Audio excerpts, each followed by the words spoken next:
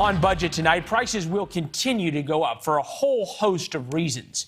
Nowhere is that more apparent than in cars, especially new cars, and thus car payments. According to Kelley Blue Book, the average car price rose to over $47,000 last month. That's the average.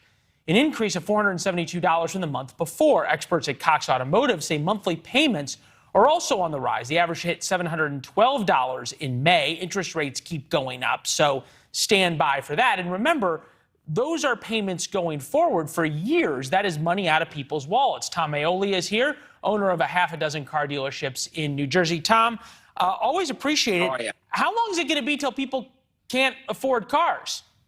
Well, listen, it's, we're walking on a tightrope here. Pricing, as you said, pricing keeps going up. Interest rates keep going up. The cost of the monthly payment keeps going up. It's not only affecting the consumer, it's affecting the manufacturer. They have to go out and finance all of this inventory that they're manufacturing. So as interest rates rise, they have to raise the prices. They can't get supply. The supply chain is still broken. It's an epidemic. What is the end result? Because epidemics never end well.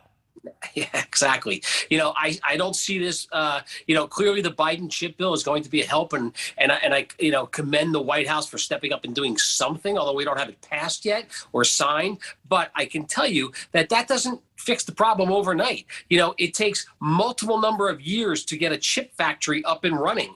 You have to build it. You have to bring technology in, which that's not available. The electronics to put the technology in there is not available. Then you have to staff it, which is a whole nother issue going on in the U.S. today. We have a staffing issue. So it's going to take some time to fix this problem. I think it's well into 2023.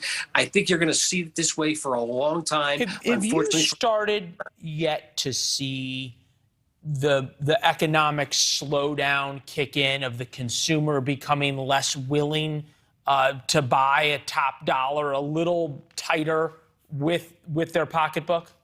Clearly, before I came on with you, I was watching, you speak and you were talking about gas prices. That's a major impact into a consumer's pocketbook and their monthly budget.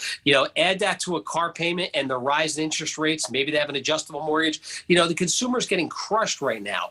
And yes, there is a slowdown, but the problem with it is, as I say, this is, the most inflation cycles in the history of this country have been demand driven, and we raise interest rates to bring down the demand to the supply and level things out, and then we get back to normal.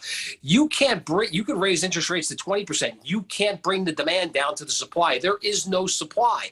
There is certain demand that you can't shut off. People need food. They need transportation. They got to get their kids to school. They have to get to work to earn a living. We're in a conundrum right now. We certainly are. Specifically, though, to gas prices, at least, Secretary Buttigieg has been talking about, and other members of the administration, about how rising gas prices are going to push people more into electric cars. Here he is. Take a listen. The more pain we are all experiencing from the high price of gas, the more benefit there is for those who can access electric vehicles.